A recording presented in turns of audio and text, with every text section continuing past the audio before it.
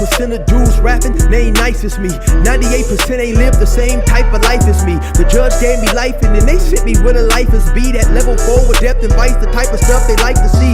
Two choices, fight or flee. I refuse to die a chump. I never been a mark, but damn, it's scary when that riot jump. I seen dudes cry, get pumped, and some sexually brutalized. Knew a dude who lost his life and he was only doing 5 year-long racial fights when homie all you do is ride. Lonely days and nights up in a hole causing suicide. From the moment you arrive, you see the Mexican mafia, AB skinheads with big giant swastikas, pro-black philosophers, the BGF, the Kumi, and Muslims who will murk you from the nation to the Sunni. That MS was loony, quick to ride up on they rival. Even Christians went to church, hide knives up in a Bible. Political and tribal, the Crips and Damus, the Long Beach, the Hubs and the Dubs and the Grooves, the IE, the Bakersfield, the Dago Pyrus, the Hustlers quick to roll, the gangsters don't move, whatever click you choose. Say what's cracking, YouTube? It's your boy 16 to life, and I'm back like I'm on a pro violation. You're down. Now, for those of y'all that's new to my page, in 1994, I got arrested. I was eventually sentenced to 16 years plus life, and I served 24 years straight in the California prison system. Yeah, that's me gassing right there on that intro. And if you want to tap in and hit me up for some of my music, get at me at 16tolifemusic@gmail.com, and I'm going to give you the info on how to get it. Today, I'm going to be reacting to another video from a channel called For Real Stories Media. And so without further delay, let's hop right into this video. I'm going to take y'all back to Centinela State Prison, California, level 4. It was around 2006. I was on C yard, and the yard adjacent to us, D yard, had just had a major riot between the blacks and the Mexicans. Normally in California prisons, there's 4 separate yards: A yard, B yard, C yard, D yard, etc. What happens on one yard doesn't usually affect another yard. So what he's talking about there is in situations where you may have race riots, or you may have little melees between certain collectives. Often it does not transfer from one yard to another yard, like if a race riot jumps off on a yard. Though it all depends on the situation, right? And then sometimes also in relation to the Crips and the Bloods, some things may transfer from one yard to another yard, right? So say you may have 6 Bloods jump 2 Crips on one yard, and then they send those dudes to the hole. Then they may send 2 of those dudes to B yard, 2 of those dudes to C yard, or whatever. You know, word is definitely gonna travel. And if, you know, the individuals whose homies got jumped felt things was too unfair, and there are individuals over there who have close connections to those individuals, or they may just not be willing to accept it because those dudes represented the same thing that they represented, right? It may transfer if those dudes come and hit that yard, right? But for a situation whereas a riot jumps off on a yard, a lot of times, no, it won't transfer over to another yard simply on the strength of that riot alone. However, in this case, when the riot happened on D yard, everyone were in their cells, and no one knew what had happened until the kitchen workers returned later that night. At this time, in 1996, the prisons became so overcrowded that the state was forced to use the sports gymnasiums as sleeping quarters for hundreds of inmates on most yards. These were low-level inmates that could safely be housed in dorm settings. Most individuals who were put into these dorm livings were level 2 convicts, or convicts who were shortly getting ready to have level 2 points. I did see at one time they put one of my homies who was a level 3 in the gym, but he was getting ready to become a level 2. So sometimes it's at the discretion of the counselor. And like he said, you know, due to overcrowded in certain situations, sometimes they will do certain different things. The dorm was able to gather info in real time and knew what had happened on D yard. As I said, these were low-level inmates, and for some reason, they wanted to play big boy games and decided to kick off a riot in the C yard gym. My understanding is that the Mexicans attacked the blacks. During this riot, my close homeboy from Venice Showline, Lil K-Dog, was involved in it. Lil K-Dog was similar to me. We were considered YA baby, Youth Authority babies, meaning we grew up in YA. Since YA, K-Dog was known to knock you out, a real knockout artist.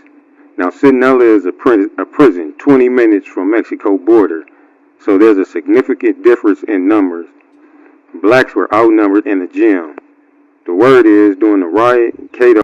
Now let me pause that right there. He said that the blacks were significantly outnumbered by the Mexicans, and that Centinela is not too far from Mexico, but that has nothing to do with the ratio in relation to Mexicans and blacks, because even though Centinela is close to Mexico, they're not taking people from Mexico, putting them in a jail in Centinela. It may be that Mexicans now are the top minority in the state of California, which might be the reason why they outnumber. You'll hear a lot of individuals say that in these prisons now, the Mexicans outnumber the blacks. I've talked to some of my homies who did time back in the day, and they said at that point the black were the majority. But now, as of late, yes, the Mexicans are the majority. But once again, it has nothing to do with Centinela being close to Mexico.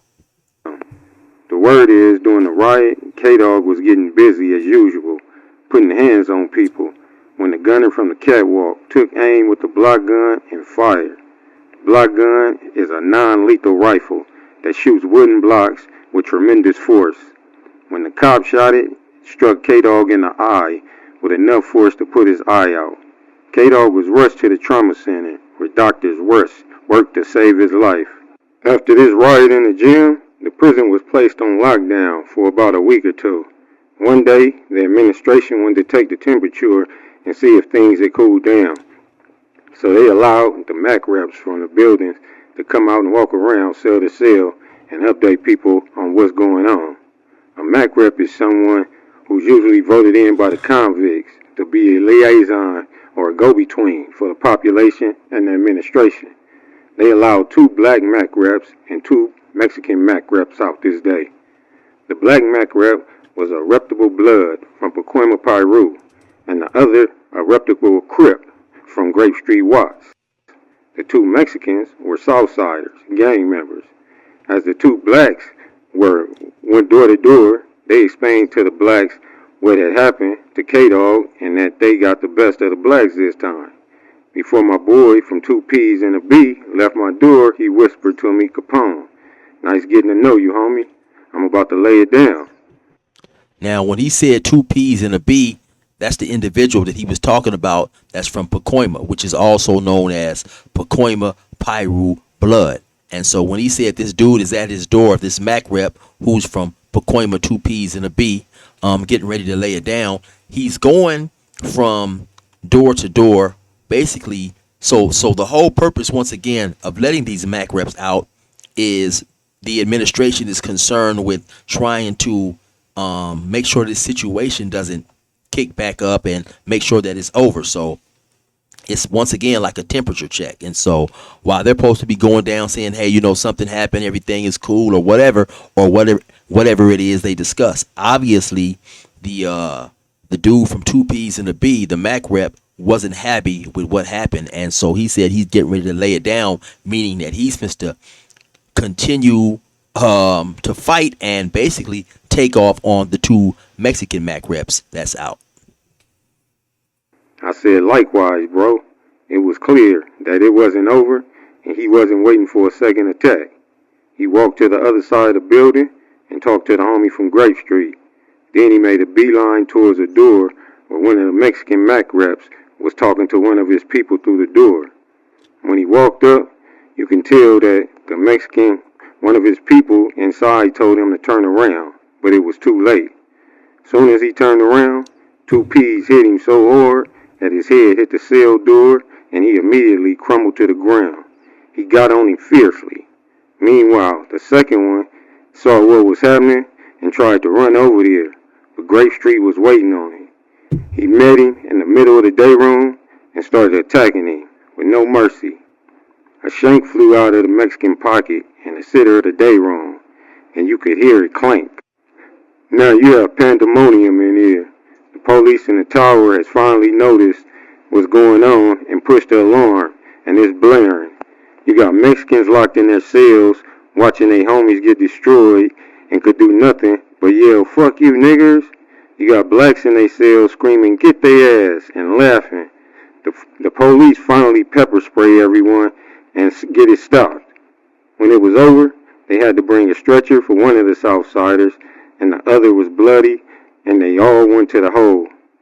I had been at that prison since 1999, and just like that, it was over. The next time I left that cell, I was on my way to Soledad Prison. They brought buses on the yard and shipped everyone to different prisons. And before you start feeling sorry for anybody, just remember, they came out they cell with knives and was probably planning to do the same thing too. That's just prison warfare. You win some, you lose some. So shout out to everybody involved in this story. And so if y'all rocking with me here at For Real Stories Media, please like and subscribe to the channel. And once again, that was a reaction by a channel called For Real Stories Media. The number 4 and then Real Stories Media TV. Tap in with him, man. He's got a lot of good stories up there. I believe he done somewhere around 23 years, and he's out now, to my understanding. And so the Black Mac rep, he could have took off for many reasons. Possibly he talked to the Southsiders and got a vibe that things wasn't over, and so he felt he just had to go handle his business, basically get them before get me. Or possibly he could have been angry at what transpired. Anyway, though, y'all already know what it is. It's your boy 16 to life. Resume normal pro.